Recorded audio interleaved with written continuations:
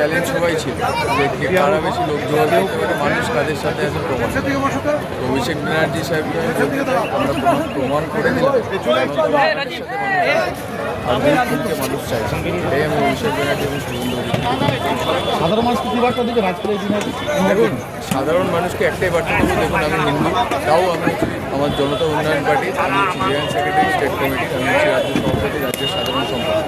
আমি একটাই বলবো, আমাদের জনতা উন্নয়ন পার্টির মূল মন্ত্র হচ্ছে আমরা হিন্দু মুসলিম ভাই ভাই আমরা হাতে হাত দিয়ে বাঁচতে চাই।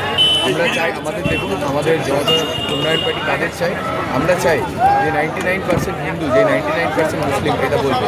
হ্যাঁ দেখুন, সব জাতিতেই কাপড় আছে, সব চালেই কাপড় আছে, সবচেয়ে দামি চালটাকেও আপনি কাপড় আছে।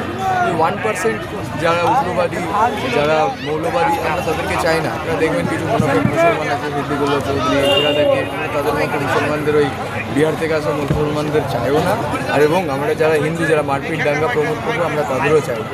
তাদের উদ্দেশ্যে একটাই কথা বলবো, হ্যাঁ তো আমি তাদের উদ্দেশ্যে একটাই কথা বলবো, ওরে ও মৌলবাদী, ও উগ্রবাদীর নাতি, তুমি যে জাতিরই হও, তুমি যে ধর্মেরই হও, তুমি আমার বন্ধু নও, তুমি আমার বন্ধু হতে পারো।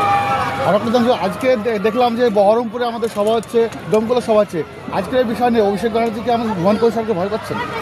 দেখুন, আমরা তো দেখলাম ভয় যদি না পেতো, ওনার তো বড় বড় সভা করার কথা ছিল, উনি একটা ছোটোই 200 মিটার রোড হেঁটে চলে গেল।